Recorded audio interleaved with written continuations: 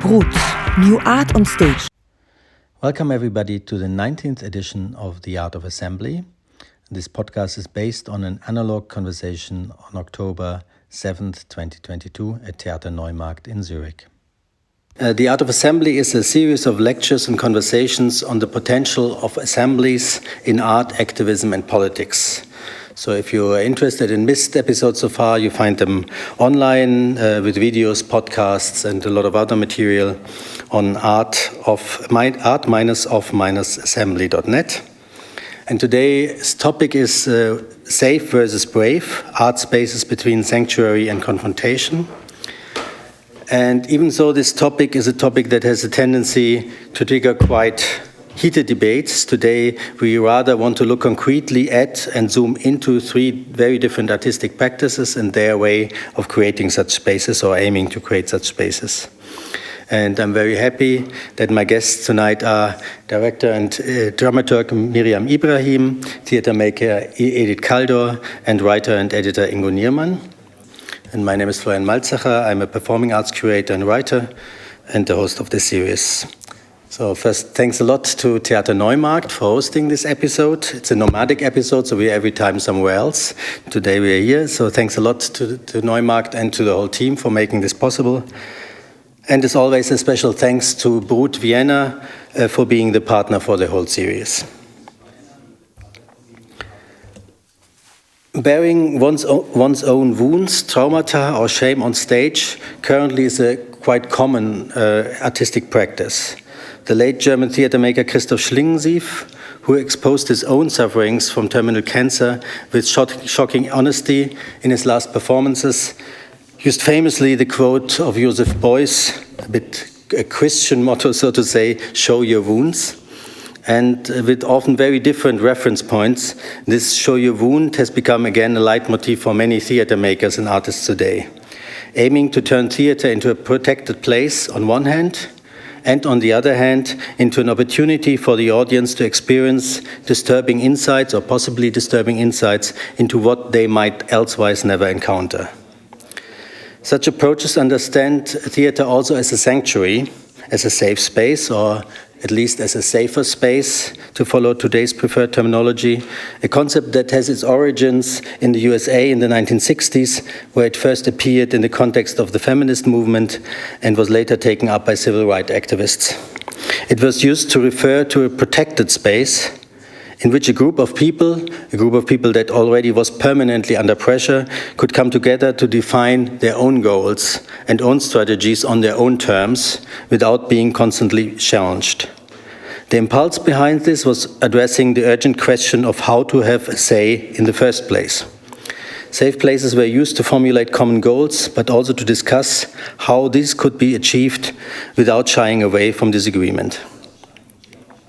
The trigger warning statements that audience members can expect to see content, images or ways of speaking on stage that some might find offensive or disturbing.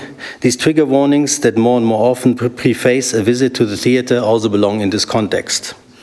In this case, trigger is a term that comes from trauma therapy, which says that certain stimuli, topics, words, situation can trigger a traumatic memory and possibly even lead to re-traumatization.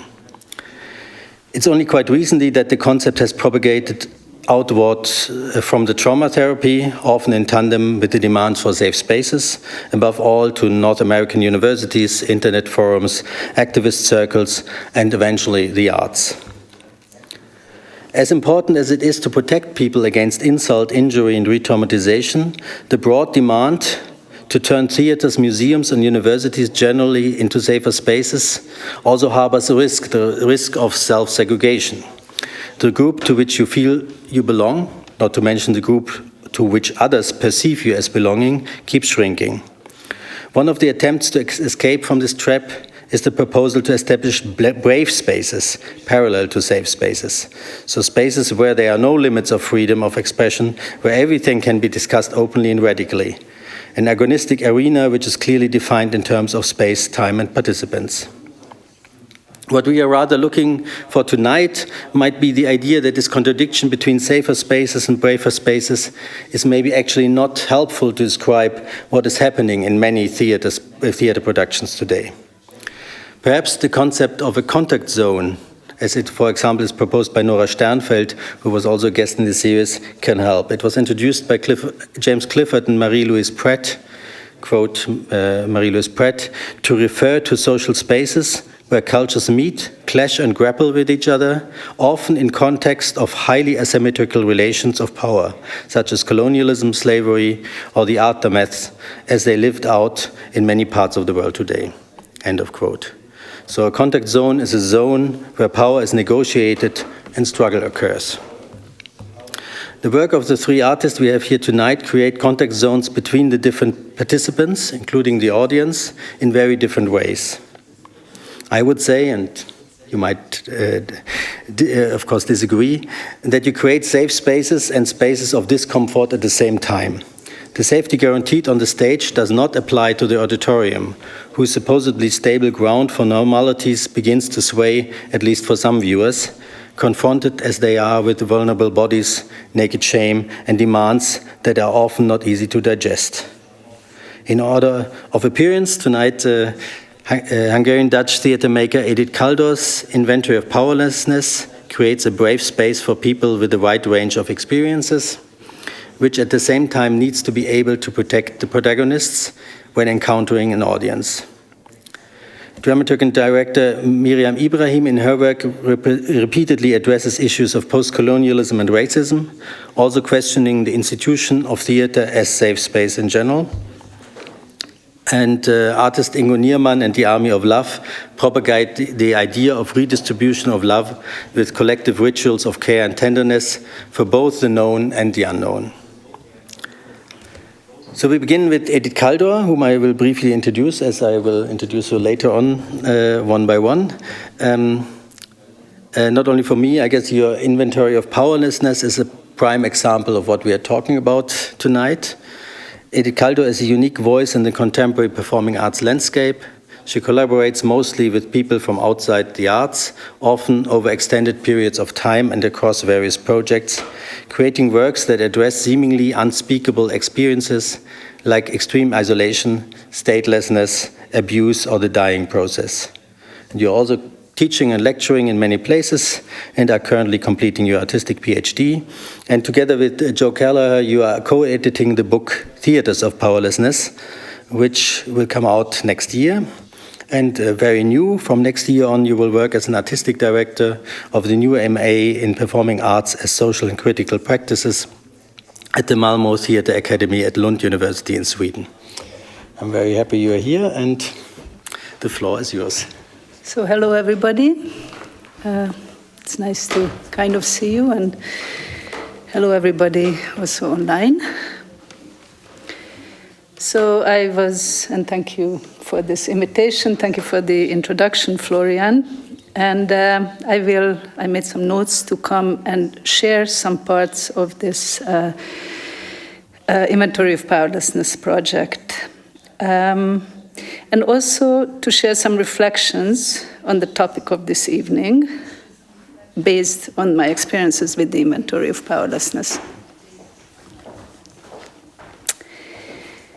So first, I'll try to give you an idea about the project, and then I'll say what I think about the questions, a couple of things about questions that this project raised related to this topic of safe versus brave, or safe and brave spaces. So the Inventory of Powerlessness was a theatrical research project. It took place in theaters and in theater festivals in 4 European cities, in Amsterdam, Prague, Poznan, and Berlin, and in a smaller, very short version in Athens. It involved a lot of people, and it was really, the idea was to explore notions of powerlessness, departing from concrete experiences of people, from participants and the makers, which there was very little distinction during the process, and a lot of distinction during the preparation of the process. And I guess that the inventory somehow could, qualify as an assembly because it was a lot of people coming together, gathering. We worked over the years in different constellations, so anywhere between 50 and 100 people per city. And during the public presentations of the work, there were about 35, 40 people, participants, and about 100, 120 audience members. And I'm going to show you, just so you get an idea of the setup. So this was set up for a public presentation. So it also looks kind of like an assembly.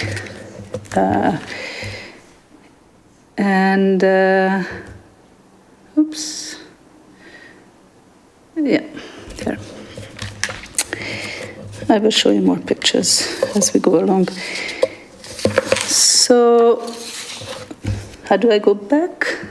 Yeah. So what you can see here is like an assembly. There's a mic. There were a couple of mics in the center where people could come and talk into.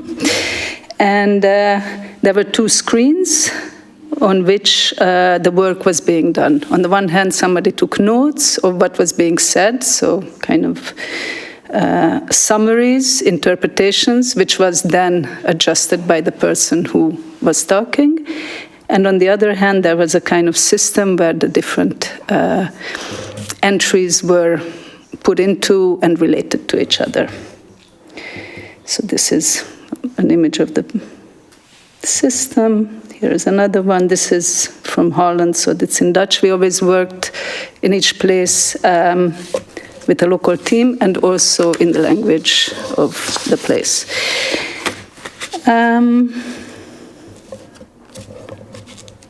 Okay. So the processes in the different cities were different.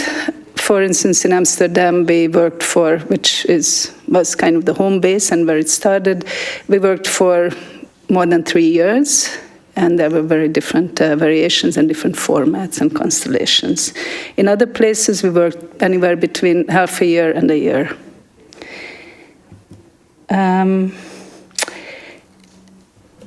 And I will say a bit about the time distribution, why these processes were quite long. The setup, this was what I showed you, set up for public presentations, but the setup for the process, the sessions during the process were very similar. And sometimes we would focus on certain aspects, but there was always kind of the same elements. And I think before we go further, I will say just a few words about how this project came about and why. So, actually regarding the motivation, my motivation for initiating this project. And I guess it might also be helpful in situating where I'm speaking from, like when we will be discussing. And it's very simple. So it has to do with my interest in powerlessness is very simple. It has to do with my own biography. It has to do with the fact that situations of powerlessness and their repercussions have been really main concern for certain periods in my life, and they continue to be recurring and central issues for a lot of people who I'm close to, who I've spent my life with, and who I care a lot about. So it's just something that you cannot go around in my case. And at the moment when I started to when I started to kind of brew up the concept for this project, I had been making theater, let's say, for about 10 years. And maybe it's relevant to mention that I came to theater pretty late, in my 30s, to start making my own work, and I did a lot of different stuff before, and in a way had multiple different lives before that. So I'm kind of in and out my perspective, which can be helpful and can be very unhelpful sometimes. And So at that point, I had made already some performances, and I started to notice that I keep coming back to things as topics and also formally that had to do with powerlessness, and that seemed kind of inexpressible. So that was kind of the common denominator between the works that I was making. And throughout these projects and also in the inventory, my interest in powerlessness was both thematic. Really, I'm very interested in the different forms of it, but also formal. And I will not speak a lot about that now, but it's an important aspect, and maybe it will come up with in the discussion. Before starting this work, I thought I need to do some research. So I spent 3 years, I made 2 projects, one that was smaller scale. One was about the dying process and actually how it connects to processes of living. And the other was about abuse and neglect in childhood and what it does to the brain, or what it can do to the brain. And so the inventory of powerlessness is actually a trilogy. And these 2 pieces, 1 hour about dying and woe about child abuse, were the first 2 parts. And the third part was this large participatory, more research than performance, that had the same name as the trilogy, the inventory of powerlessness. And maybe it's good to say a bit what I mean by powerlessness, now that I've said the word like 40 times already. In English, it's a very, it's a bit of a strange construction, lessness. It's quite closed in and completed. And during the work, we always, worked in the language of the place, and the different translations of powerlessness were very revealing about how culturally and socially and in every way specific the notions of powerlessness are. So in Germany, for instance, there is Machtlosigkeit and Ohnmacht, and these are quite different. They have different connotations, and choosing, we ended up working with Ohnmacht and calling it Inventar der Ohnmacht. But the connotations are very different. And for instance, in Hungarian, the word for powerlessness is pretty much the same as inertia. So these are very interesting and very specific, and a lot of the findings of the project were actually really specific local reflections on situations in those places. And I will not share those with you today, but I will tell you just a little bit how the setup worked and what happened during the project. So, besides the language difference, obviously the cultural differences are, there are very different status. Powerlessness has very different status in different cultures. So in a super Protestant culture like the Dutch, it's very much taboo. Whereas, for instance, in Poland, there's much more language, much more existing sociality connected to talking about powerlessness. So these were actually what the research was bringing up. So the idea was not to narrow it down, but really to open up these definitions and to get concrete and to see what comes from connecting different experiences. And basically my aim with the project was to create space to think about these experiences in relation to each other, taking out the notion of power from the center of it all. So, and to see what kind of thinking that produces. And that was very, very interesting. And that is also one takeaway that I think could be helpful for thinking around safe and brave spaces. observation was really central. So also in articulation, which the process of articulation, certain experiences was always quite long.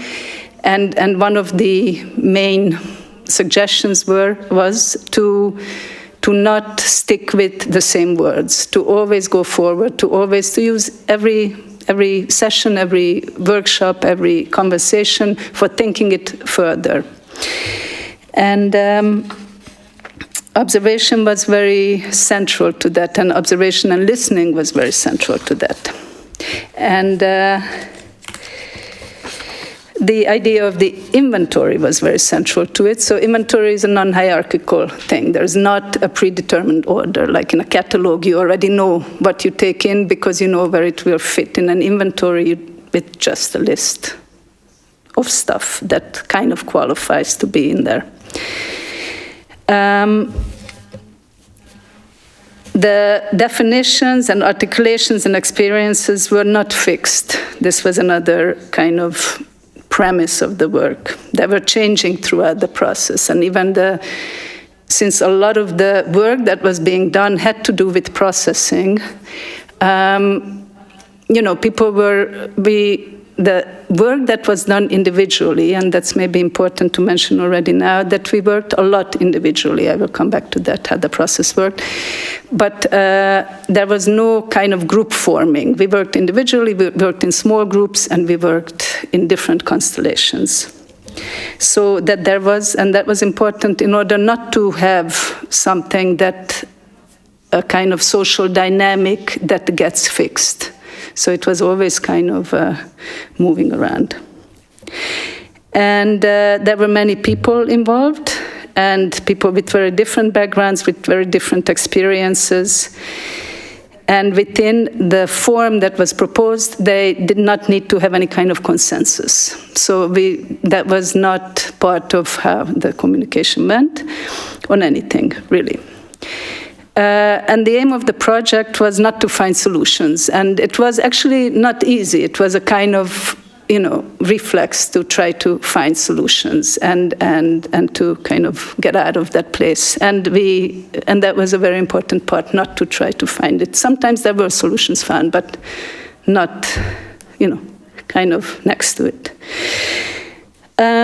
So what did we actually do? I'm going to show some photos. So there was just a shared procedure. It was quite simple. I don't know where I am with time. It's still within? Yep. I'm getting closer. So there was a shared procedure, which was the same for the group sessions and the presentations. And it had to do with articulation first. And then we had somebody, as you see on the picture, was there writing down the articulation or whatever was being said, and taking notes, summarizing, and kind of doing something to it, giving an interpretation, which after somebody spoke, they could then look at it and reshape it. And this was important actually for a couple of reasons. One had to do with stepping out of the kind of habitual relation to the person who is sharing an experience of powerlessness. So you had to read, you could disagree with what you were reading, but you did not have like the habitual empathy or lack of empathy directly. And this was also important because the articulation was a first step.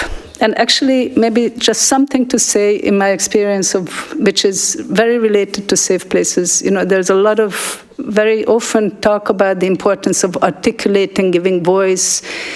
And yes, that is very important. But my experience with working with people from outside of the arts is that articulation is not that's a big thing. It normally happens in a rehearsal or in a workshop or in a conversation for the first time. And then it happened. And it can be re-articulated, but actually that's not the main thing. It's the main thing that that the people I work with over a longer time, that they tell me they take away from coming in contact with the theater, is the kind of structures for thinking about stuff that is happening in their lives. And these structures and consistency and that's much, so articulation is sometimes overrated and very often very closed, like it's articulated once. And it is also for that reason I don't show you any videos, because, these videos and these stories were articulated years ago. And although everybody whose picture I'm showing gave permission, and people also gave permission to use the videos, to use the text, but we don't know where they are now, whether that would be something.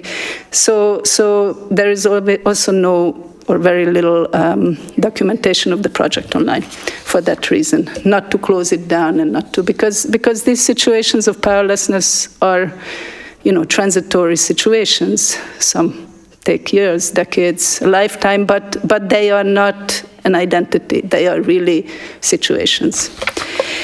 So basically, what happened? People. It was written down. They changed. They spoke. Was written down. They changed it. And then I will show you here. And then people could find other experiences to connect their experiences with. And then the idea was to really take a look at your own experience through the prism of some other experiences and to review it. And it's not really analytical thinking. I mean, these connections were very gut feeling very often, and sometimes random and sometimes very to the point. But this was very important to have these connections. And then people also proposed questions based on the reflections that came from looking at your own experience to the other. And that's where things went from kind of more individual to somehow more structural questions. People could also put hashtags, kind of like taking an aspect out, and I will show you that in a moment. And that was also very interestingly culturally specific, the kind of hashtags that emerged, like in Holland, there was a lot of angry, a lot of sleeplessness. In Poland, there was a lot of baselessness. It's a term I don't remember in Polish anymore, but which has to do with having no base. Ersatz, I think, was there. There was a lot of freezing and paralysis in Berlin. And a lot more specific stuff to say about this. But I will say just a few words about how did people join? For that, the duration was very important, and there was no commitment. So people could come, they could have a talk, they could participate in a small workshop, or they could just show up to a public presentation. There were people we saw once, there were people we saw, 50 times, 100 times. It was really, really individual, the processes that the people needed, and it was really based on what they expressed they needed. There was no selection process, except for that we had a first talk with everyone first. And in cases where we thought that we were not, that participating in this is not the best way to process that experience because it's too current, it's too dominant, it's too traumatic, we advised not to join. And we advised to join therapy. And that was because we could not provide that. So what are some of the, and maybe just to say that it was really these public presentations where people came together for, not the first time, but where people could, the whole group came together and they could hear the full stories. Because there's nothing, not just like repeating is not a a good thing. Repeating your own story just narrows it down more and more. But also listening to the same stories is an impossibility. So we needed that the listening and the reactions were fresh, that the articulation had an audience, that it made sense and it was not performing some kind of thing, but that it was part of a thinking. So what are some takeaways from this project regarding the topic of this conversation? So one is very simple. I go show some other picture. This was in a little bit bigger assembly and a little bit different setup. So one is very simple, and it was the realization, once again, just spending time with the participants involved in this project in the different theatrical contexts, the spaces, the cafes, the lobbies, the bars, the offices, the printers that we needed to use, just how extremely homogeneous and culturally, socially, and class-specific these spaces are, how their habits, their sociality, and how alien and inaccessible and sometimes distressing it can be for people coming from outside of this social milieu and cultural milieu to be in them, just to be there and to ask which door goes where. And a lot of the work had to do with temporarily kind of transforming these places. So yes, I guess that's my answer to the proposal, whether theater is a safe space. I think it's safe for those who are familiar with it and quite unsafe for many other people. And I think that it will never feel really safe while its spaces and habits and etiquette, which is so, the agreement, the theatrical agreement, continue to reflect such a narrow and specific demographic. The frame and having this shared procedure, and maybe I forgot to mention one thing, that in the public presentations, actually the people who came, the audience, were kind of taken through the shared procedure. And there were moments when they were invited to contribute, to step in, and then there was no distinction. Also, spatially, people were sitting in the audience. So it was very difficult to know who's in this, who's not in this. And a lot of the audience did participate. So this frame and the shared procedure of the inventory made it possible for people, even during the presentation, to step in and created a kind of self-regulating system where responsibility was shared, which meant that we did not have to control. We did not have to control the situation. The participants themselves, there was an agreement. If you decide not to go on, if you decide to go on and say something else, if you decide to go on 10 times and say things, it's fine.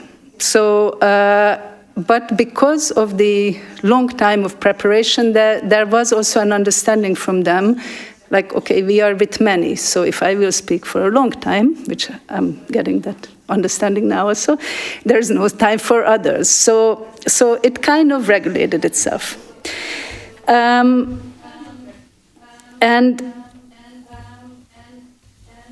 therefore, in a way, the whole spectator, performer positions were totally unfixed. It was very unclear. And yet still kind of simple how to deal with each other, because it did not have to do with confrontation, because you basically could not speak until you put in something into that inventory, and that gave you another point to speak from. The insight that the project provided was, for me, that through taking out the binary position of power and powerlessness, there's an enormous space that opens up for another kind of relationality and another kind of sociality, which is not based on this, on what we know of these positions, what we know of fixed identities, what we know of things that people think they must do in certain situations. And this shift in itself, the positions were not determined by identity or power. They were determined purely, they were knowledge positions. What you knew, what you brought to the table, and also what you didn't know.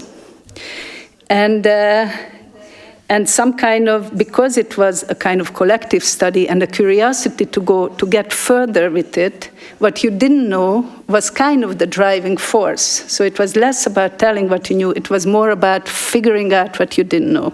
And this was very interesting, and I think actually that's my main takeaway for some kind of a model of conversations to make theater maybe safer for everyone and somehow braver space to create this kind of conversations on these premises. I have one very little thing, but I can also stop here. Yeah, okay. So actually these are my main kind of suggestions for starting to think about theater as safer and braver space. Both within the frame of performances and in theaters and institutions. And I think that it is very scary. This was also very scary for people to kind of put themselves on this continuum of powerless, which the project assumed. And also scary because you don't know where this conversation goes as soon as you leave kind of your comfort spaces. And this, unfixing positions does not work. You cannot just unfix some. You have to really unfix all of them for shift to happen. And the most difficult ones to unfix are positions of power. So for anything to work, I do think that it kind of starts with unfixing positions of power, and then other things can move. Otherwise, it's representation, like a lot of theater is. And there was an incident, and that's the little thing, at the last performance in Amsterdam, where somebody, an audience member, stopped the performance and said, about 2/3 through the performance, they said, they asked to stop because she said she doesn't know how to relate to this. The only place left for her is to feel guilty. And she was quite distressed, actually. And the participants basically just reminded her, like, you can leave anytime you want, if it's not interesting, if it's not working for you, which is how the whole presentation started. The doors stay open, you come and go.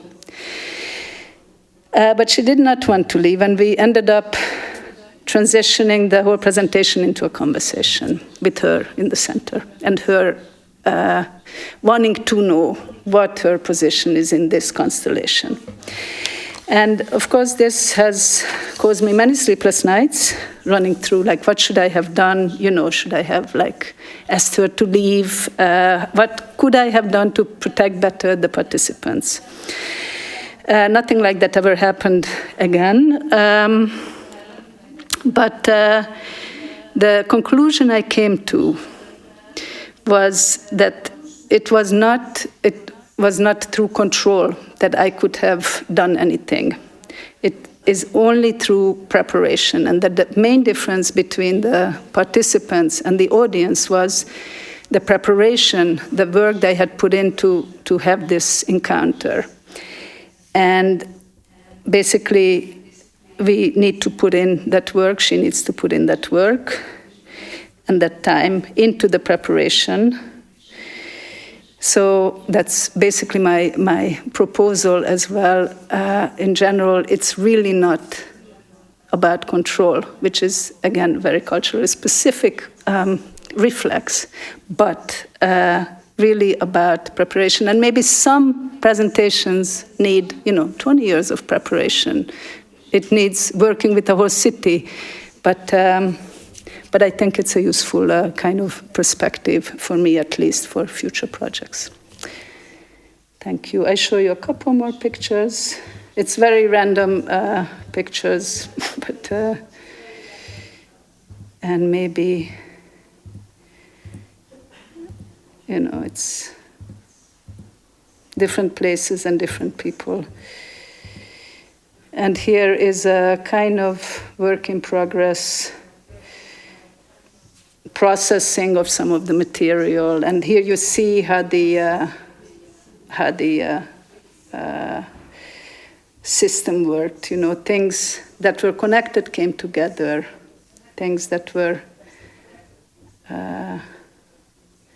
or you could check by, they kind of came together, and just by being together, that's what created the reflection. Thank you.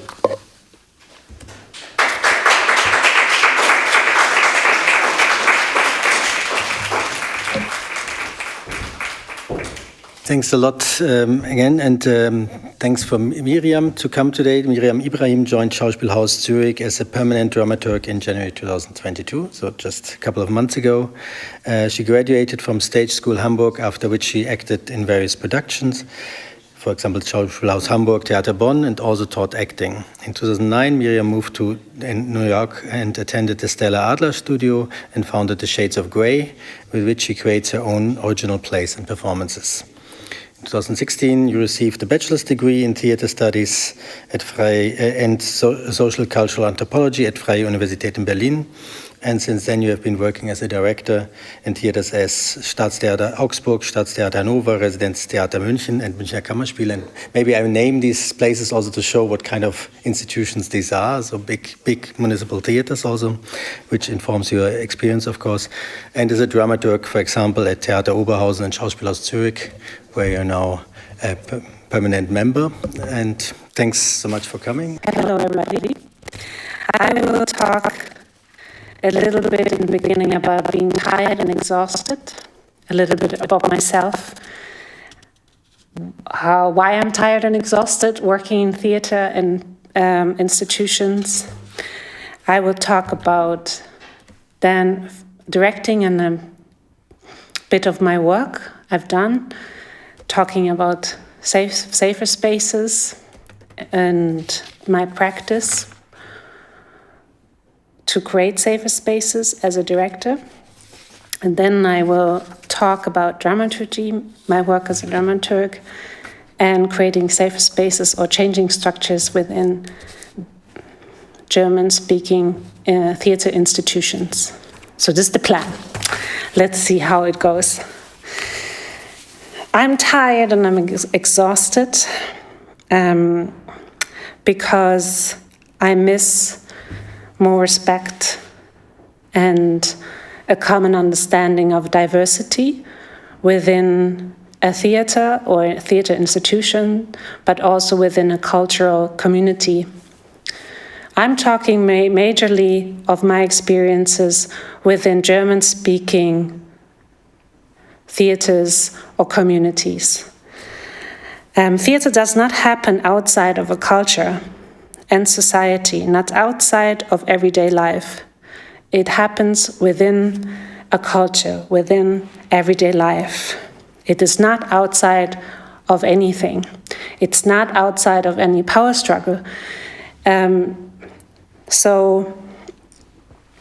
often within structures, the structures have traditions. They're built on history. They're built on past years and perspectives and people who built those structures. Those structures are strongly fixed in the business and institution, how it functions. And in my opinion, as a Black actor, Black dramaturg, Black director, they are very exclusive, and they've been very exclusive for a long time in the way they invite people to work there, in the way how you get your education, in the way what story is being told, in the way how body is performed, in the way aesthetics is quality, in the way language is used and other languages are not being used, in the way architecture is functioning within big theaters, who can exit and enter these spaces, who can work in these spaces, who can enjoy art in these spaces, and who can make art in these spaces. It's not for everybody, and it's still not for everybody. It is excluding people still, and if we want that, if we want to continue that, you can stay like that. If we want to change that, we have to change the structures and the old traditions. We have to change them.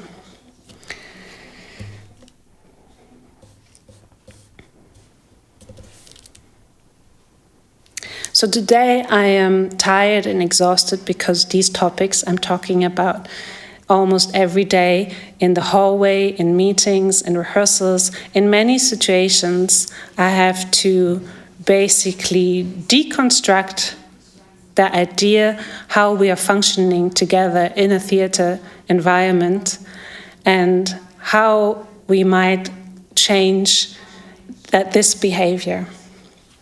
So I'm talking a little bit where it starts. Basically, I can take myself as an example. So my childhood, of course, it starts already in the childhood. It starts like in your ancestors. But let's talk about childhood. In childhood, I grew up in South Germany, and I went there to school. And there is the first question: what do you want to be when you grow up? And you question yourself. Definitely because of the people around you, what you want to be. So it took me a long time for other reasons to pick what I wanted to be. But the first encounter with being on stage was actually through singing. So I enjoyed it so much to fall in a song and within the music and to share it and to perform it together or with the audience. So I encounter this magic of being a performer within music, or in the end, it's for me very similar if I am doing music or doing theater. The moment when you perform and you share and you open up your heart is very similar to me.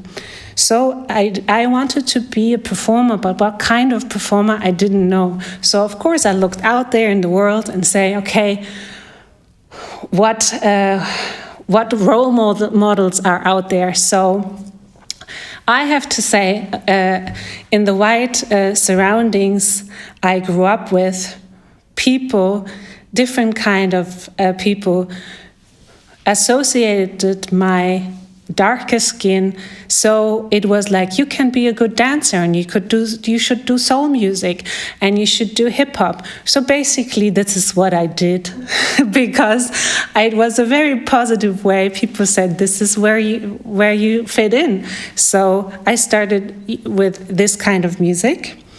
And when I finished my higher education, then I really want to be professional. So I looked out there to go into school, and I went to an open house in acting university, and it was majorly just white people there. And I had an encounter with a professor, which I felt was not welcoming, and I asked if they had also singing classes, because I don't want to give up singing, but I really would like to do the acting education. And so he said, if you want to do your singing, you're not at the right spot. So I never went back to any of these schools. And when I then went to Hamburg State School, I enjoyed having teachers from different kind of worlds and speaking sometimes German, speaking sometimes English, getting different cultures, having different people with different skin color was important for me, but without knowing, I felt more comfortable there. But I was there and I still was stereotyped because of my looks. I was not skinny enough, I was not beautiful enough, I didn't fit into specific roles for the future. I was often being cast as the black mama, in quote, and still at that time I didn't notice the stereotypical and painful behavior. But I also encounter the power of acting where I could let out all my feelings, which were sometimes unspeakable. Like you said, I had a lot of different traumas, different experience, different emotion, and acting gave me the power to articulate them without language. So I'm a really big fan of this kind of language. So it's my language to use performance if it's especially unspeakable. Later on, as an actor in my career, I was mostly asked to play prostitutes, illegal immigrants, slaves. All the big parts I had were basically these kind of roles. And at that time, I was in my beginning mid-20s. There was a frustration happening, an identity crisis happening, because I did not understand why I only got these roles and not other roles. I would call them maybe white roles, but they're not white roles, but I couldn't play those roles. I started being very rebellious. I spoke with directors and very openly about my feelings. I spoke with dramaturgs and intendant. I didn't even know the power play at that time. So I was very openly that I think the way they see me within German-speaking culture as an actor is wrong. But I also had my scandals in the newspapers, but at that time we didn't have social media, so it didn't blow up as much. And so I started teaching, which is a wonderful experience as well. But I had to leave Germany, and I went to New York City, which was a big privilege. And I found better articulation on what was happening to me, and I found a community, international community, that wasn't me single out that I had this experience, and it wasn't me that being angry and me being too sensitive about the topic. So I learned that it was actually a structure, and I learned more languages and words to articulate the structural racism and structural exclusion.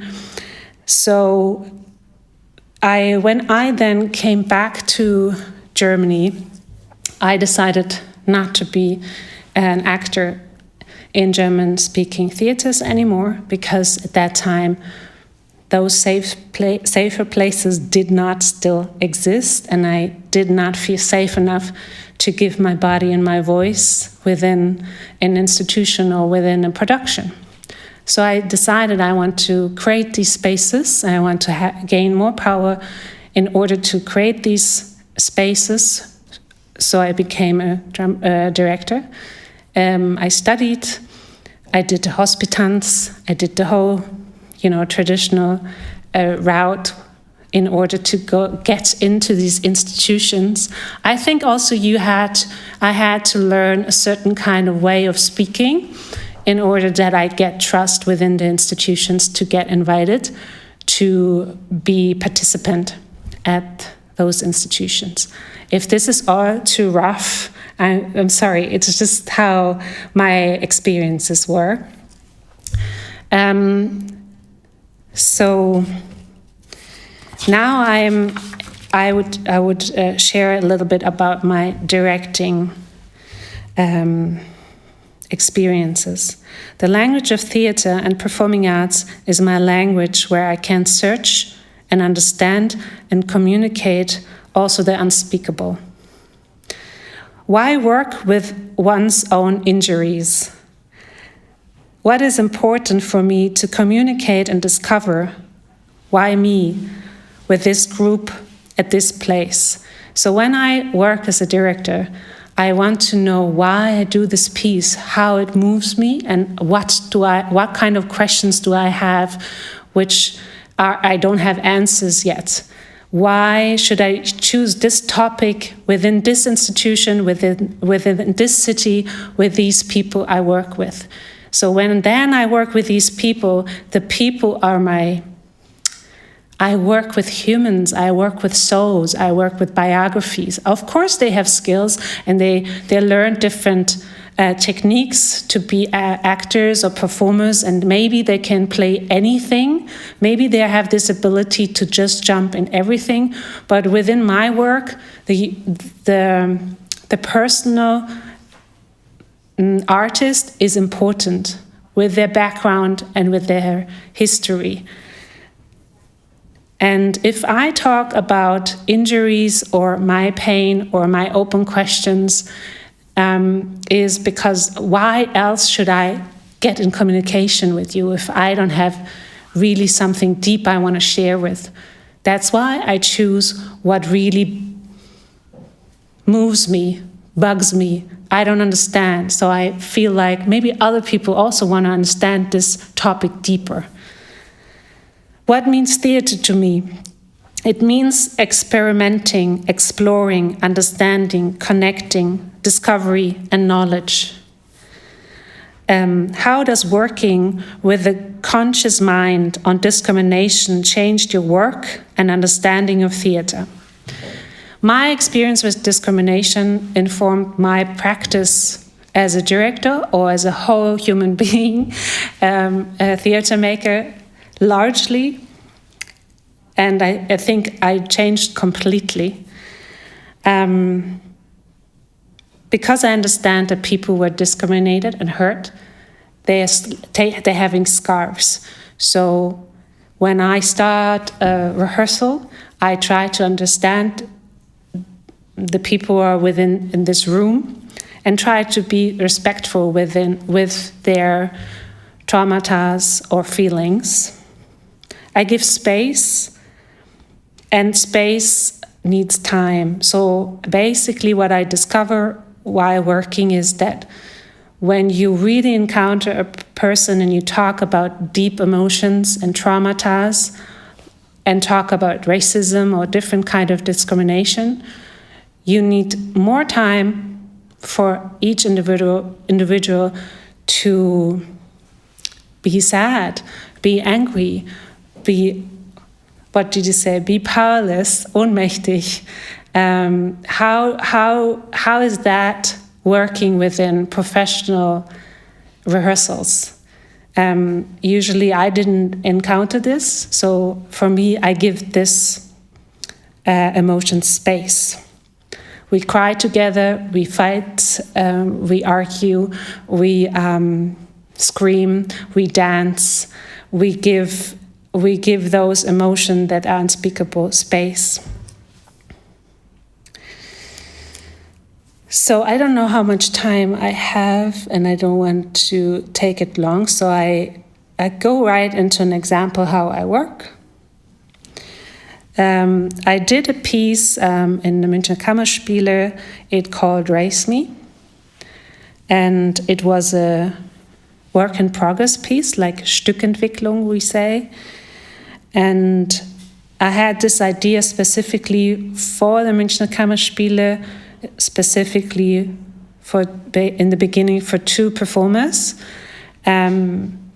because there were other pieces already been done on that topic. So I said, I want to continue this dialogue. And so I created the concept. I went to the institution and said, "Hey, I have this idea. Look at this idea."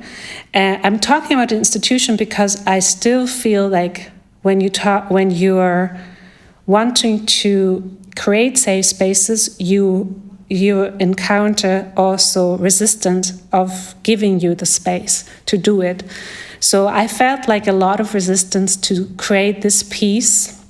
But finally, after not giving up and really knocking on doors and demanding space, I could do the piece, but not with the two performers I had in mind. And also I had no space to perform it, so we had to look for a space to perform it.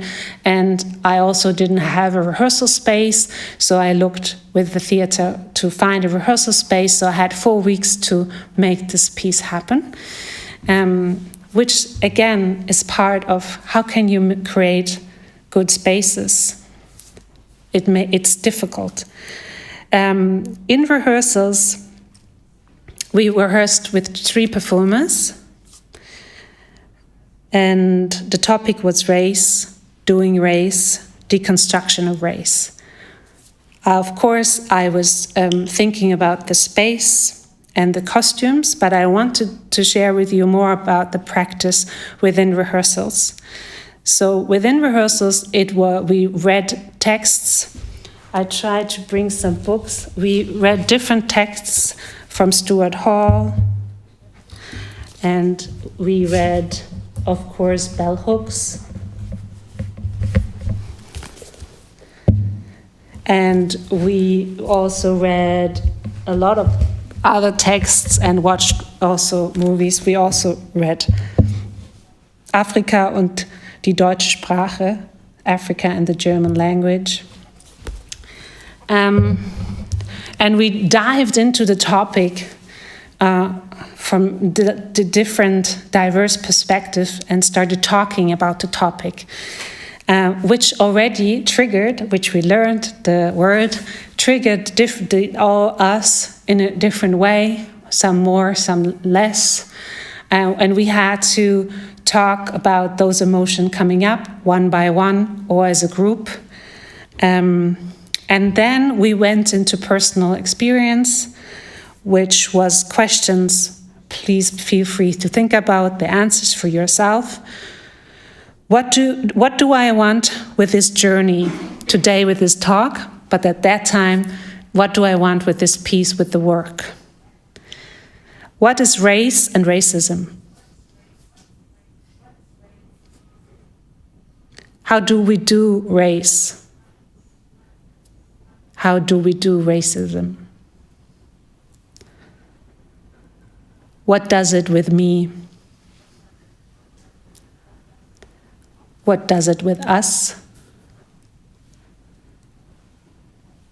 What do I wish for? How can this become real?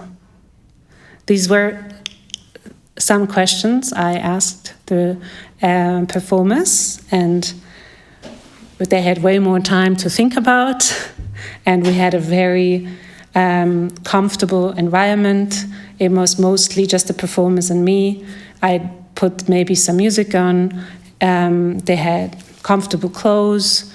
They could go in the space wherever they want and had their own paper and pens and could write down what they want to answer.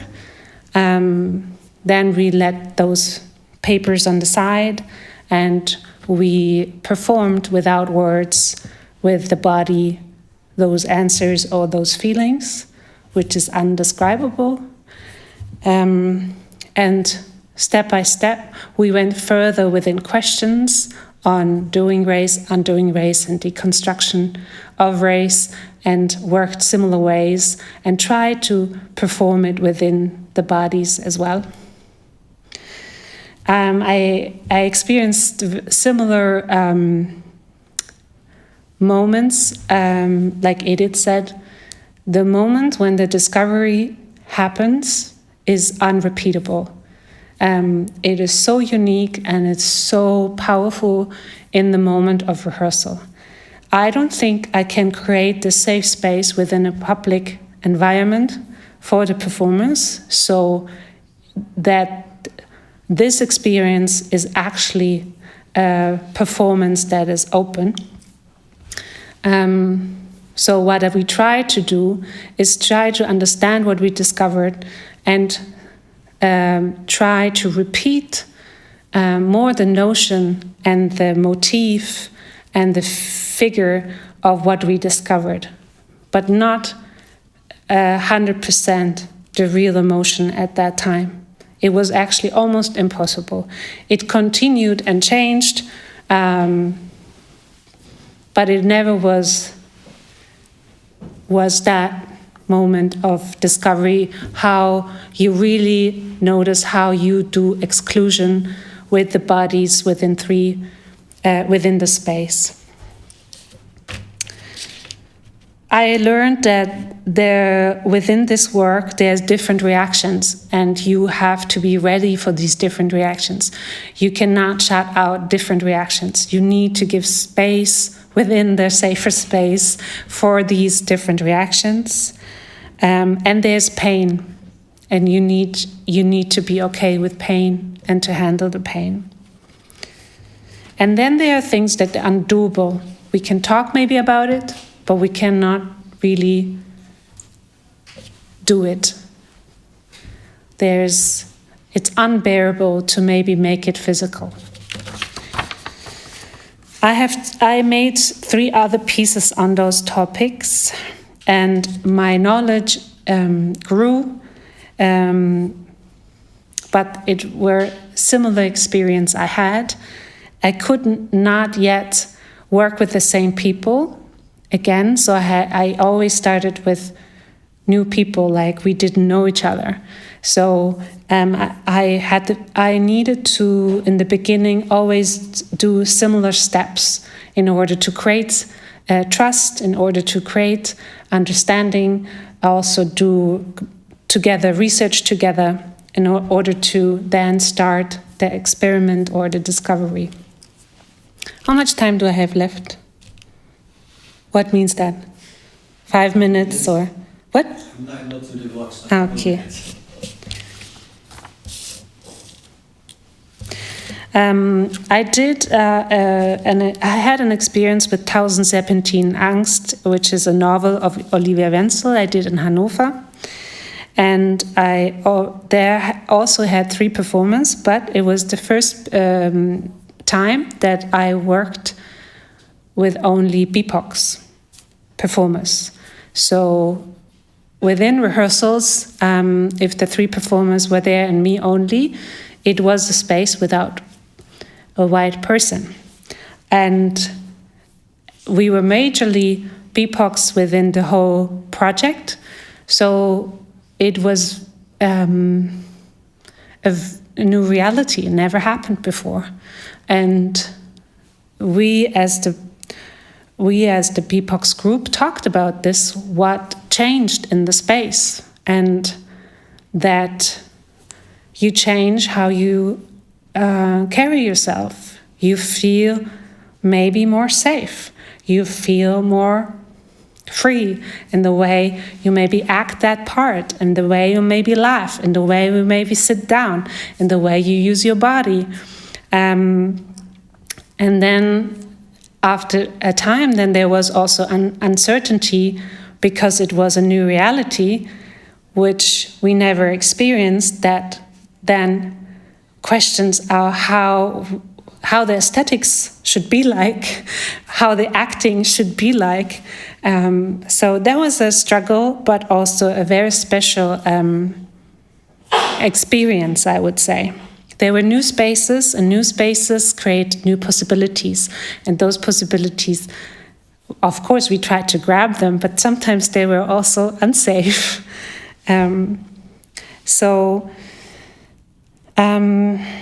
Being brave needs more support, more time, more energy. Being brave I'm talking about being brave in the sense that you are creating safer spaces or new spaces, create new possibilities, but you don't know what comes towards you. So you need to be ready to navigate this new reality. As a dramaturg, what did I discover being a dramaturg? Being a Black dramaturg mostly in white institutions, white, heteronormative, very normative institutions, is actually sometimes I can't breathe. There's so much unspeakable rules in the way you should supposed to do something or be like, is that you need to fight really hard not to fit in. It's way easier to just go with the flow and try to fit in than try to be who you are within those spaces. I'm talking about clothing, I'm talking about language, how you speak. I'm not talking just about the German language, I'm talking about how the flow is when you speak, how you move when you speak and or not, how you sit, how the aesthetics are and what is qualified being aesthetic, what kind of beauty, what beauty is. Talking about bodyism and talking about shape of bodies, all that is so in a small box, and I don't feel liberated. I try to open spaces. I try to open perspectives within those theaters. How do you reach new communities? How do you reach new groups? If you try to open spaces and create communities, it scares the people who are used to this status quo. Their status quo is changing and they don't know the rules of the status quo. If you're changing work practices, less discriminating or less toxic, people who worked like that don't know what to do. They don't know how to change, so they feel scared to change their practices.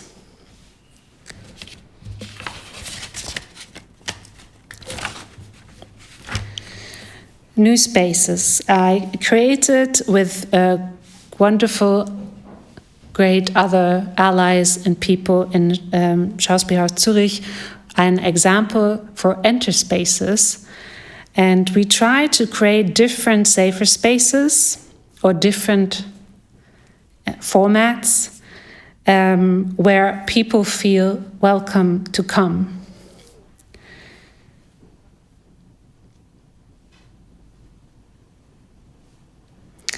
Also, what is needed is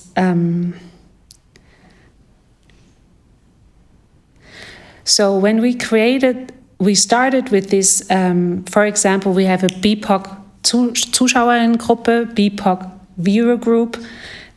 We gather, there's a hello, there's a little introduction, we go together to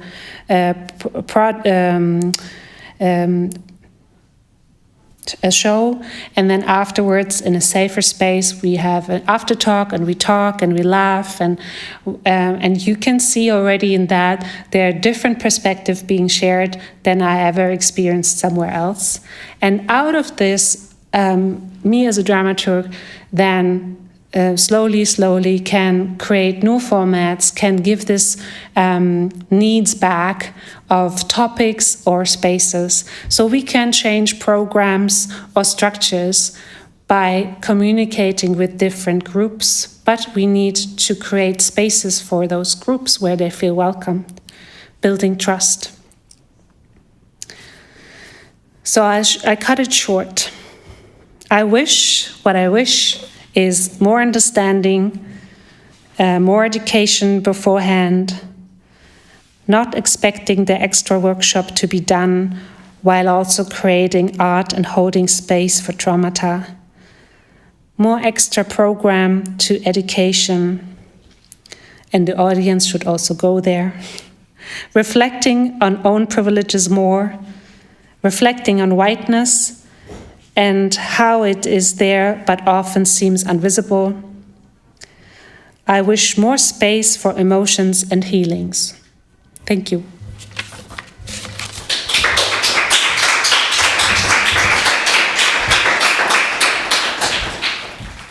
Thanks so much. And also, I like that dramaturgs still bring real books. That didn't change. So last speaker is Ingo Niermann. Ingo is a writer and an editor of the Speculative Solution series at Sternberg Press. Recent books include Solutions 295 to 304, Mare Amoris from 2020, Burial of the White Mane with Eric Niedling in 2019, It's Me with David Pierce in 2019, and Solutions 275 to 294, Communists Anonymous, together with Joshua Simon in 2017. And especially interesting for us tonight is based on your novels, Solution 257, Complete Love from 2016. You initiated The Army of Love, a project that tests and promotes a need-oriented distribution of sensual love. This project has been featured at biennials, festivals and venues from Guggenheim, New York to Schetthalle here in Zurich. And Ingo is also a lecturer at the Institute Art, Gender, Nature at HGF in Basel. And I'm very happy you're here and leave you the computer. Yeah, hello. Good evening. I'm happy to be here and to have heard your two presentations. And I think a lot of what I'm saying is relating to it. I should be closer to the mic now. Yeah. So, I will get back to this title later on. Maybe just start with safe spaces. I mean, the word is really making me uncomfortable. You could say it almost like triggers me. Certain horrible feelings of insistence on security. Gated communities, preppers, new liberal developments. And you could you could wonder, I mean, this insistence of saying safe, is this, is this kind of in line? And there is this, you know about these like suspicions that identity politics are kind of supportive or at least tolerant to neoliberal politics. You could even wonder if in some way they even preceded it, because safe space, actually a term coming up already in the 1960s. All these like terms that we are dealing now with, identity politics, trigger warnings and so on. But I think the word, maybe it's just not the right word. Or this as well, like Regulus table, a typical safe space of the bourgeoisie, of the male bourgeoisie, male white bourgeoisie. A typical example of a safe space, it's supposed to be, I don't know if it's an authentic or rather staged AA meeting. I think the word brave space is also not correct, because it is what also Miriam said, it's about rather establishing a new normalcy, about being able to say things you could usually not say, but not just like being, there's more. It has an utopian quality to it. There is something about, you don't want this just to be happening in a niche. I think it goes beyond that, and this is, I think, the difference to like these people who encapsulate themselves in gated communities or who prep. They perceive the world of like fundamentally hostile, and it has to be like that. That's like, they have ideas of like social Darwinism and so on. That means there's no alternative to this. And now I come to my project that I started 2016 is really about doing something that is somehow new, but I always perceived it as something very normal. I guess it started with this one sentence here. It's from a novel. I only realized later on.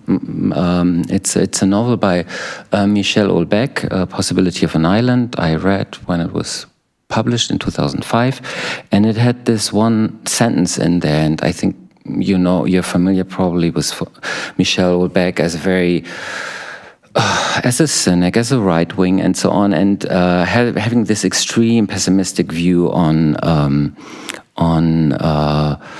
romantic relationships and sexual relationships, and this one sentence put it all together, like youth, beauty, strength. The criteria for physical love are exactly the same as those of Nazism, and I must say, I think there's a lot of truth in this. So at least it hit me, Of course, there's a wide range, and we know about. Of course, there's body positivity as an effort to change this.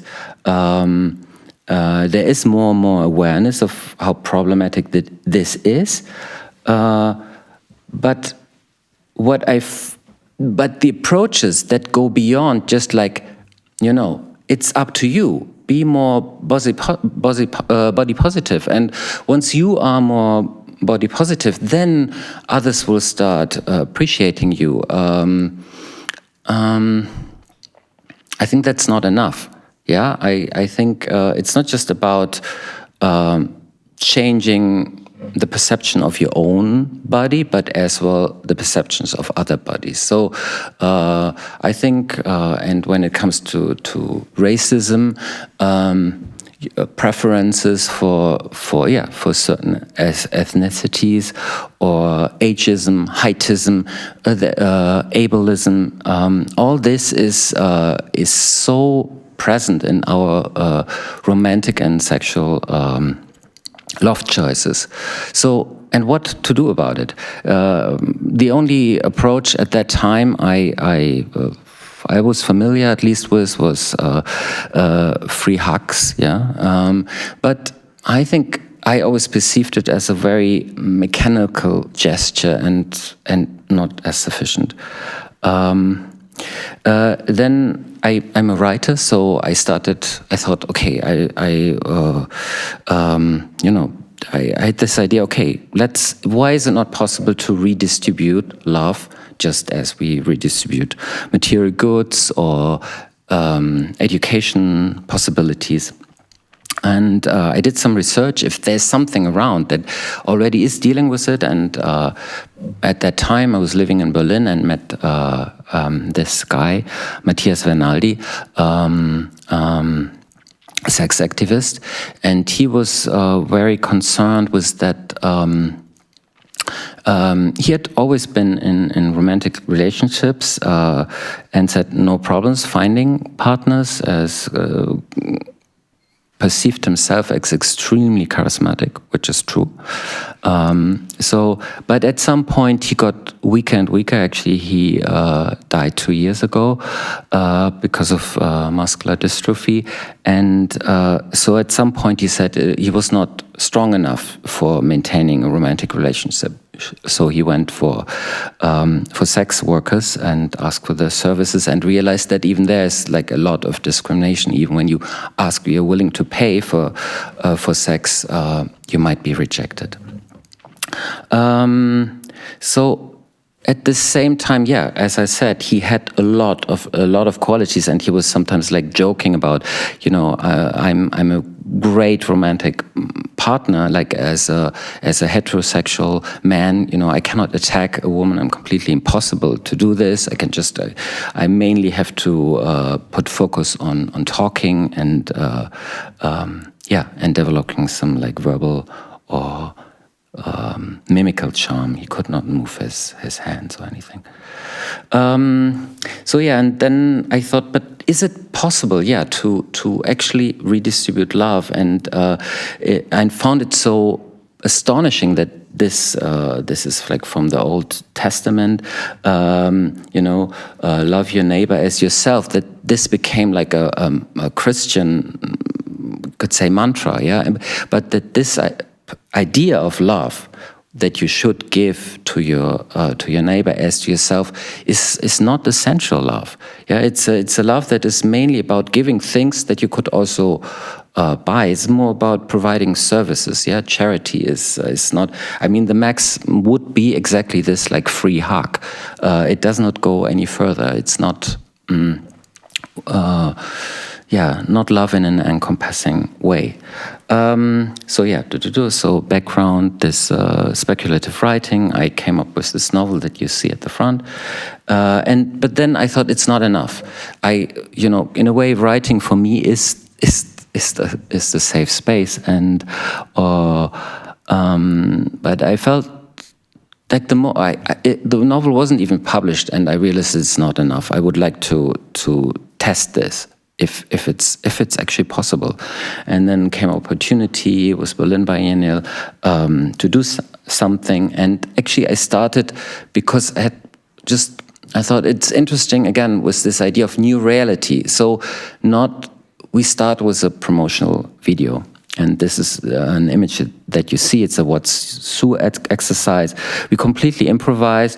We just that is me and Alexa Kaulinski, a filmmaker. We just asked around, sending out emails. Could you imagine to participate in this new reality of an army of love? And then we gathered before we did interviews with all of them, asking about their ideas, and then just we had a day at a spa that we rented and tried out exercises. Parallel to that, there was already this approach of actually doing trainings, recruitments in real space.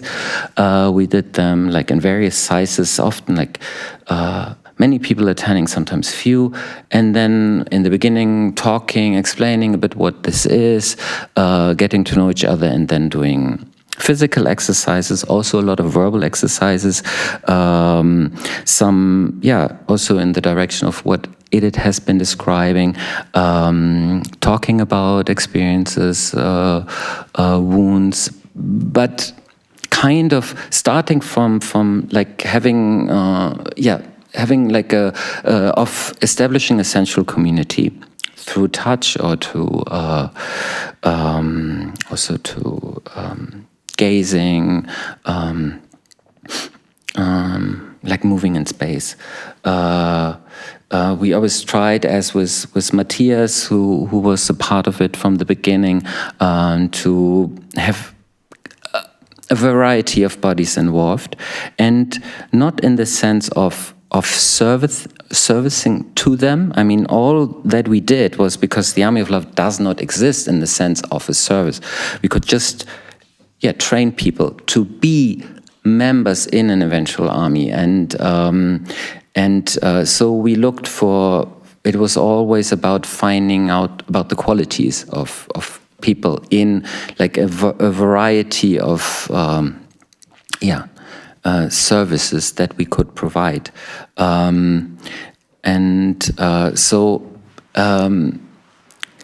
there was a big diversity, a great diversity in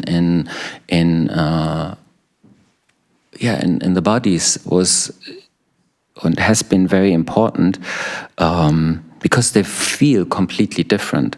They are able to do different things, and we always have been trying to translate exercises that were originally, we took them from everywhere, from all kinds of bodywork contexts, and tried to then reformulate them so that everybody can do them, have someone as a proxy if it's about touching something, or having someone move someone else's hand, or moving around in space as a proxy, and then reporting about the experiences.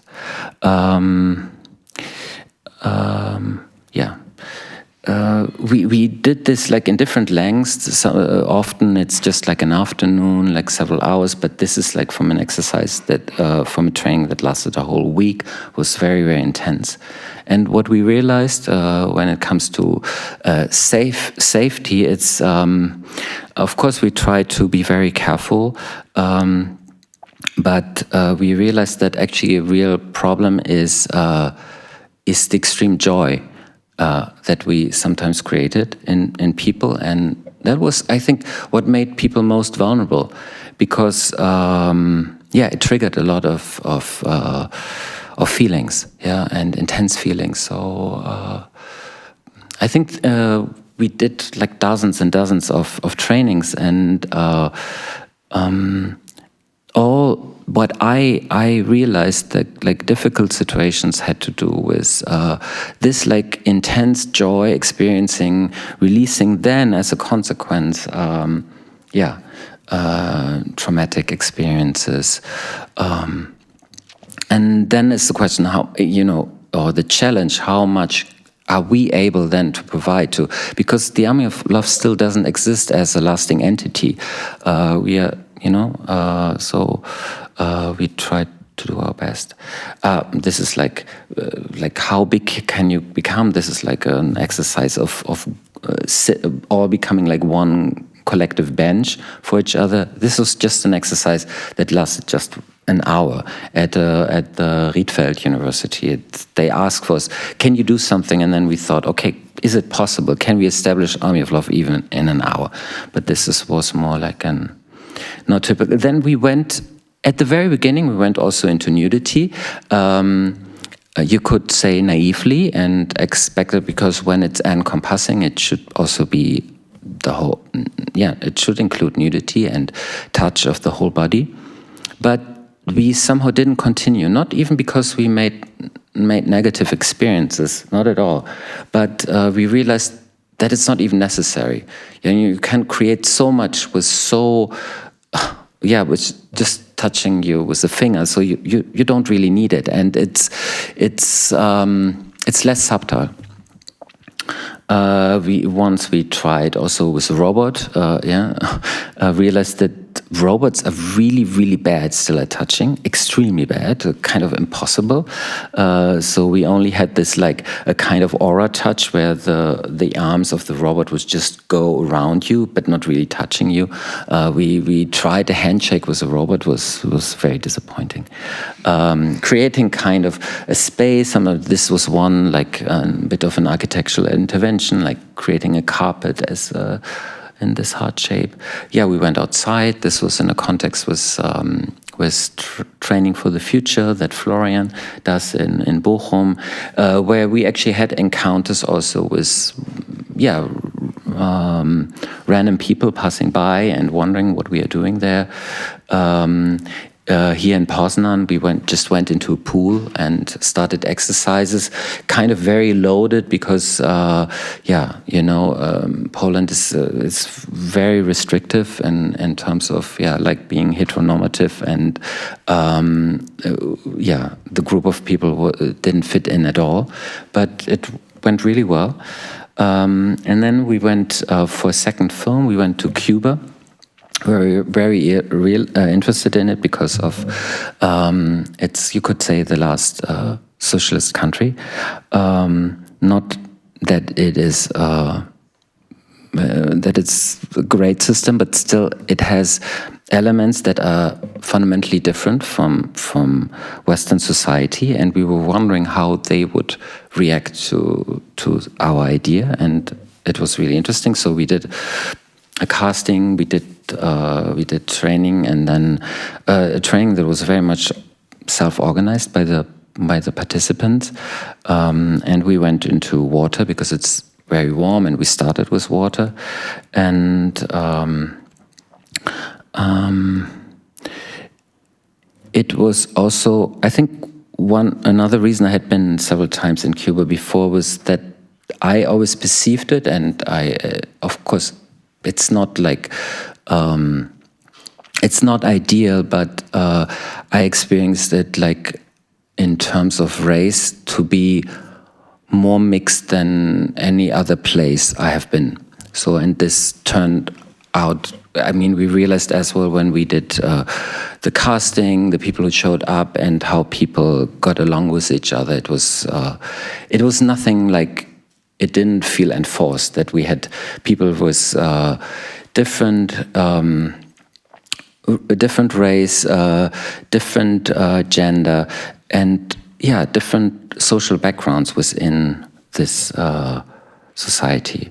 Then from water, there was also an exploration into, could we actually extend this to non-human life and or to water, to a substance, use this, but also get into contact with it. Then the pandemic, actually now there was really this concern about safety, so we developed some exercise that you could do, or found them, like here, getting in touch just with your feet. This is something here we did in Zurich at Schädhalle, also with training for the future, and Neumarkt.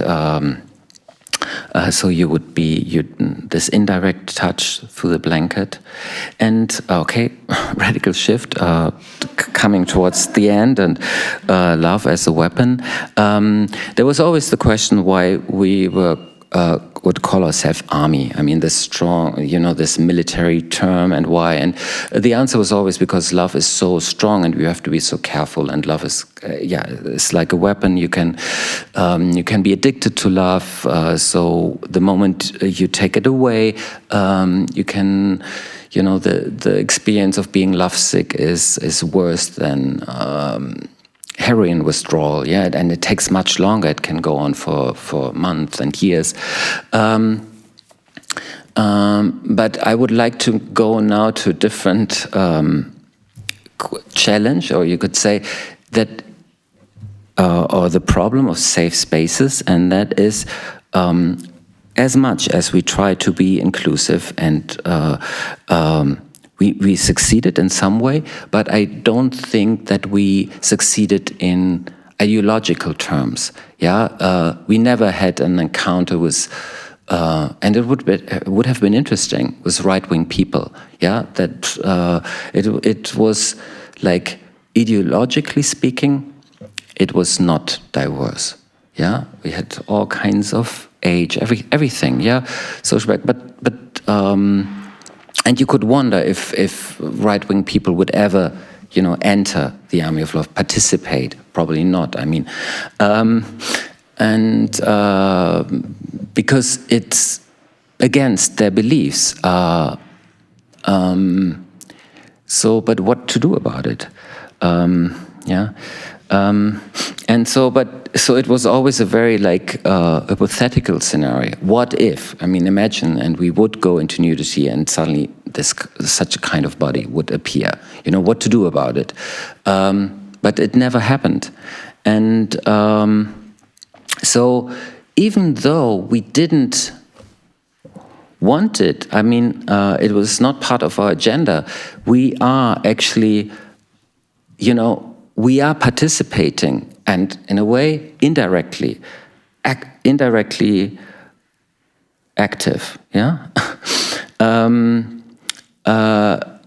Not maybe willingly, but we are in this segregation of this. That of course also happens from the other side. This is like a bar in Eastern Germany with the colors of the German, the Deutsche Reich flag.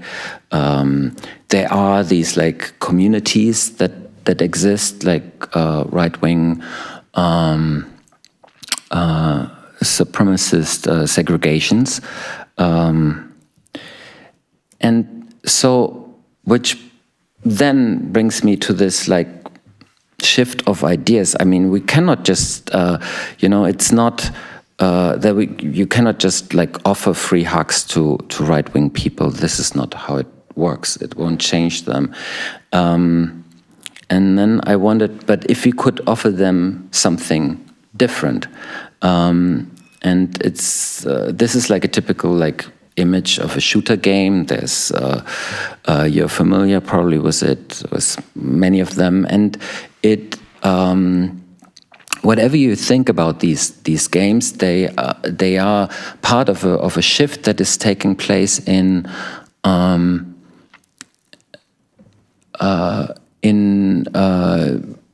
taking violence into the realms of the virtual world. There is, of course, still a lot of violence in the real world, and often it is triggered by video games. But probably more often, video games also work as a substitute. In general, when you look at young people, they are less violent against others. They rather go into self-infliction. And here's another scenario in real space, like rage rooms, becoming more and more an issue, like where you act out violence in ways that is not harmful to others. And so I was wondering if this could also be applied. And this is where the braveness starts, or the unsafe, because I'm just, this is just a speculation at the end of my contribution today, is if this could be extended to insults and hate. Yeah, if it's actually possible, if it would be possible to offer people, to provide them with the opportunity to hate you. Again, a quote from the Bible, now the New Testament. You're probably familiar with the idea of turning to people the other cheek. And if, like, now, I don't think, it could be also happen in real space, but I'm thinking more of the virtual world, if this could be provided. Like the flower power, the free hug gesture is not enough, and that we'd rather have to develop what I would call hate games, where, people get the opportunity to hate you, or for you to hate them in a consensual way. Thank you.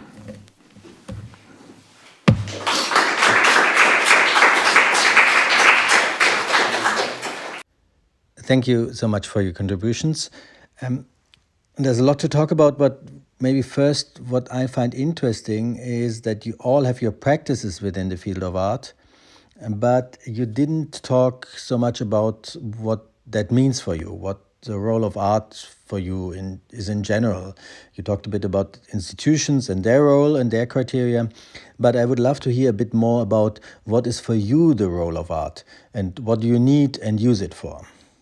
I can say something, and not in general about art, but about theater, performance, live performance, because I think that everything that I spoke about, and also the choice for that project to be in a theatrical context, really has to do with the fact that theater, in the expanded sense, is really good in two things. One is relationality, because it cannot avoid it. There is an audience. And the other is process, because it cannot avoid it. It is the stuff we work with. And I think that actually what I was saying has a lot to do with that, to kind of embrace those skills and those even experiences of taking risks in regarding relationality, regarding process, and to kind of adapt them for creating different frames of thinking for, let's say, real life, but also for the works, to take them serious, to take relationality really serious in performances, to take process aspect really seriously, aesthetically. For me, there is no other space and place to do it, because if I want to experiment and look deeper into human behavior, I can do this in writing and then write an essay. But this is more theory. So in order to do it practically, I need to experiment it with humans and bodies. So it doesn't have to be theater. It can be also a workshop or performing arts. Just the rules are different. The question is, when does it have to be a performance, and when does it not? And also, what is a performance then? If a workshop never has a performance, but it is a theatrical experience for people who did it, and that is already very strong. In order to maybe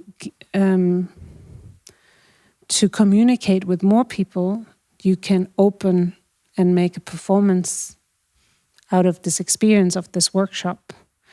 In order to question if this is art then, and aesthetics, that's another whole, I think, panel we can have on what is art and what is theater and what is not.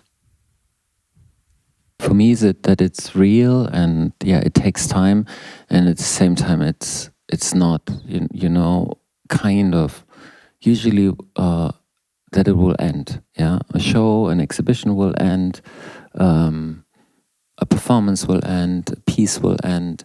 So, and this also can allow, of course, as you said, Miriam, it can be completely representational. You just get presented again the same story, but you can use it to also to make people curious, because they know it will end. It's not they don't have to commit themselves for a longer period of time. All three of you mentioned audiences somewhat in it, but very scarcely, and you almost, Ingo almost not, but in a swimming pool or as people joined in Bochum. So in terms of the idea of safer spaces, braver spaces, of trying something out, of proposing something, what is the concept of this outside, or does it exist? I mean, you all mentioned the idea of joining, for example, also in your performance. So what, can you describe the relationship in it, and or also where the audience? So how gradually, it seems almost like audience can gradually come in to a degree. So the process is there, and then you kind of try to negotiate it within outside. I think it depends on the piece, on what I would work. But my work is mostly having a performance in the end. So I know this, and now today I get new ideas for different formats, which is great. But what I did, and I'm talking about my past experience, there in the moment there is a performance. It is not really a safe space anymore, not within the work and the topics we did. So we created a ritual before the show where there is a positive energy, and there is a positive energy within the group. So within that group, this energy is the safe haven. And also there are tricks in order to think when you're not feeling safe and looking out, which performers have to do sometimes. Or even just feeling energy, you feel it without even looking. If you feel not comfortable or not safe, what do you do? And there are some tricks we talked about.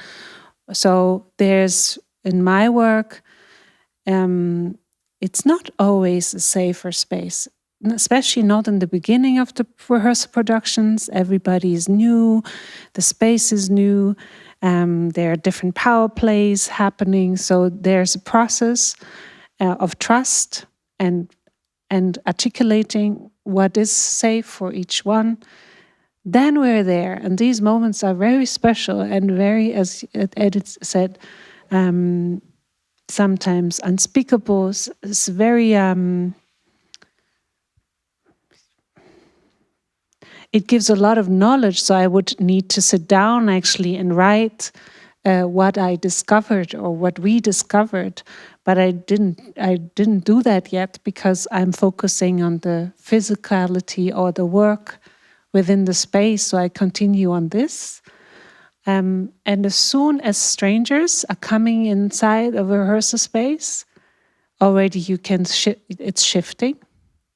You can immediately tell there's a difference in performing, and towards the end of the performance, there are more and more other people from outside coming in from the institution. So it becomes more a performance than a living experience. For me, spectatorship is really central. So, and I can talk about the inventory, but also in my other work. Like for instance, it's always, there's never dialogue. There's never dialogue on stage in my work. It's always a dialogue. There's always a lot of observations. So very often after performance, we just sit and we talk about what happened in the audience, and then and retell the whole thing, with performers. There's a lot also I didn't speak about that, but how we started with the inventory, in a way, the preparation had a lot to do with dealing with articulation in how it communicates. So really a lot of exercises of seeing how words that you say kind of take shape in people's heads, and like reading the bubbles above people's heads, and of course it's projection, and then reacting to that and developing kind of skills of not, so I speak about theater, when I say theater, I mean kind of what I find theatrical in theater. And that is really dealing with an audience is what I find theatrical in theater and in live performance, and the liveness of it. So in the case of the inventory, it was quite, people kind of could come in, and it was like rolling in what is it called? Like rolling enrollment? No. Rolling admissions. People could join and be a part of it for a while, and then they can be audience again, and they can come back. And in fact, with different projects, it's a bit like that. People can kind of step out and step in. And the other thing, that's why I mentioned it, that it was really important not to become a group, and that has a lot to do with mechanisms of exclusion. So a group and belonging together, people would be working for 2 years and maybe not even know each other's names, but really know a lot about each other. So it was very important, in order for it to stay porous to an audience and for it to be able to happen with an audience, not to fix and not to become something closed. So a lot of my work, for instance, in most productions, goes into not becoming groups as we know them. I prefer like a lot of commitment, yeah. So at least for a couple of hours, that would be. And so what we did, but then there's also some very often. One thing is. It has to do with practicalities. So there are people coming by, or we're in a situation we think, oh, it would be nice to go outside, and then there are people coming by, and so it just happens. Or often it also happened that when we did something for a longer period, then there was the urge to go outside, as for instance this example in Poznan. It was very spontaneous, and then actually we really approached people to participate, or just to encourage them to observe us and to tell us what they think about it.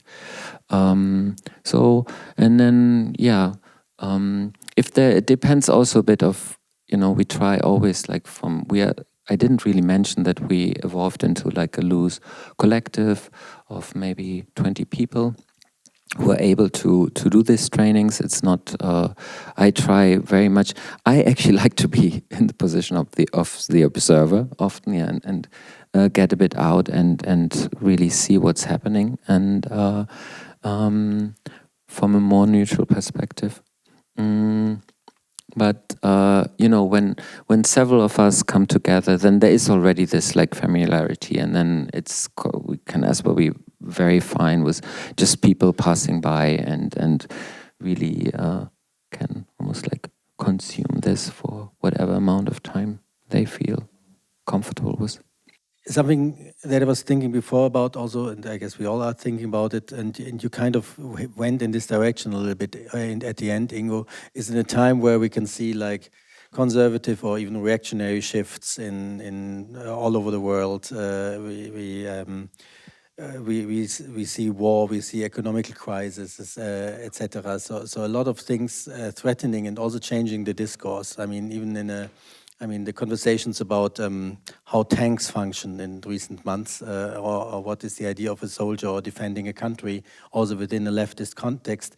There's a lot shifting at the moment, a lot changing, and now we speak about examples which, even so as unsafe places might be, still happen in a certain area where they can happen.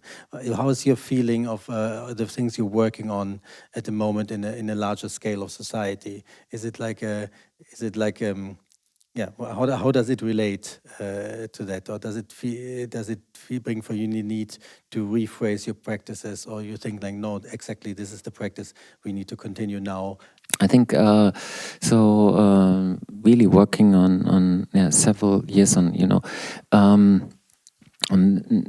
I really have this like utopia that there's just love, that love is kind of the only thing that we are left to do. I was showing this like robot, and for a long time people thought, oh, creativity is what is left to humans, but it's not. I mean, we now see a war that is still very much about manpower to some degree, and having like mobilizing another several 100,000 peoples. But imagine like in 10, 20 years, it's about robots. Yeah, wars can be done by robots. Creativity, we see this is not really the challenge, but I think intimacy, where you know that at the other side there is a conscious being, this is, I think, what is left, what is kind of our work or our main responsibility. At the same, so this is kind of like this assumption that the Army of Love went with. So really this idea, this is not just about, as I said at the beginning, this is really about a new normalcy. This is not about, oh, we doing this like nice little thing, or actually kind of cute, but this could be, be happy to be part of the Army of Love, because in the future, what else do you want to do? There is nothing left that makes a lot of sense doing.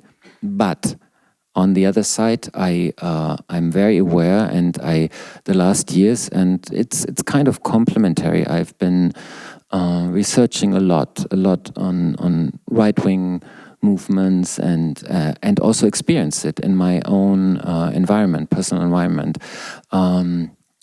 People who used to be left-wing suddenly turn into nationalist racists, and before being kind of, at least, I mean, from the ideology, being like socialist, internationalist, and I couldn't do anything about it. I stayed in contact. We had endless debates, and I couldn't.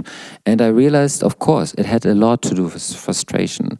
It was so easy to see what triggered these ideological changes, and a lot.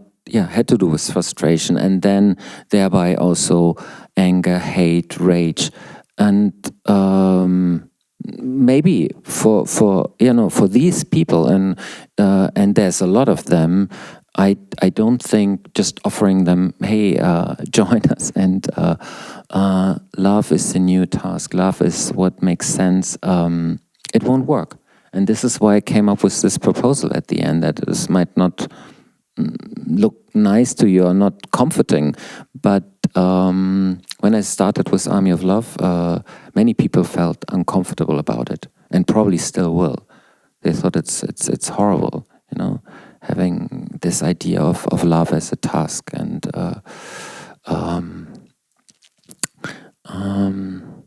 turning it into a sort of a duty, a responsibility, and so.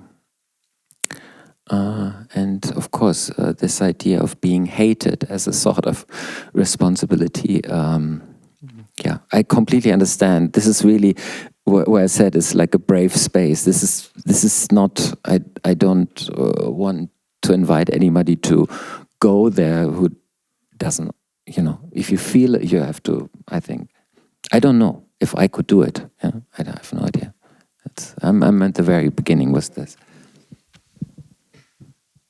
Well, basically, I would say with the inventory, there was no ideology. I mean, there were differences. There were really quite serious differences, and they were interesting because they were approached through powerlessness. And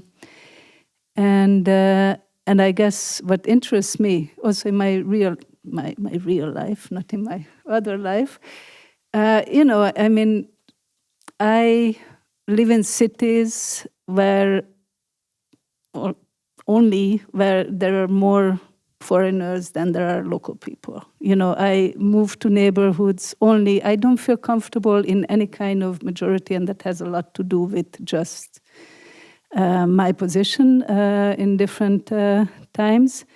But I really navigate like that. I navigate to escape being pinned down. And what for me was very interesting and with the inventory was to kind of it was kind of an integration process, and me, I've been kind of like escaping integration in all different countries and all different ideology, but in a way it was kind of an integration process of really diversity where the only thing you could do to belong was to fess up and come up with an instance of powerlessness that meant something to you. And that in itself was really shifted something in how people related to each other. It was super unfamiliar. And how that relates to what's happening now is, yes, there is a lot of shift to the right. There is a lot of there's a lot of performativity that when this project ended in 2016, which was not there. Like there's a lot with fake news, there's a lot of paranoia, which was just somewhat of a different mindset at that moment. But there is some of the tools of this, I mean, if we look at gendering, like pronouns, and people make mistakes, and then people get angry, and then people don't make mistakes because their mind, their brains start to work like that so that they can do it. It's a process. This fixing these things, these pronouns, is not the thing that we should be kind of arguing with. It's just a step and towards something that can be unfamiliar. So in that way, I see also really positive changes where, especially in the Gen Z, I'm very optimistic about Gen Z. I don't think only love is the answer. Love is only the answer, but a really broad range of understandings that, And I think it has to do with habits of sociality. And actually, I think that a lot of the digital, like being taken out of certain set frames, because of COVID, for instance, I have a son who's 16, they don't know how to socialize. And kind of interesting things are coming out of that by reinventing it. So I'm curious, let's say. I'm not a politician. I decided not to be a politician. I'm not a soldier. I'm not doing. So I decided, and I have the privilege to become an artist. And this is my tool to fight or love. And there's so much inequality. And inequality and makes war. Inequality makes oppression. So in order to understand humans and their behavior of inequality, why they behave like this, or the complexity of the global system I need to do my work to understand human behavior better. Also, we have wars because also of history, not just out of the blue. And there's trauma, so we need to understand also how trauma functions as a collective and how we can heal trauma. So there's a lot to do on understanding and making space for love, for understanding trauma and healing in order to become a better community, better nation, better human kind. We need to understand us better and our behavior better in order how to understand how we can love each other more, larger. So there's a lot to do. That's a good last word. Thanks so much for joining tonight. Thanks a lot to you for staying with us. And thanks to Neumarkt for hosting us. And hope to see you in one of the other episodes. Thanks a lot.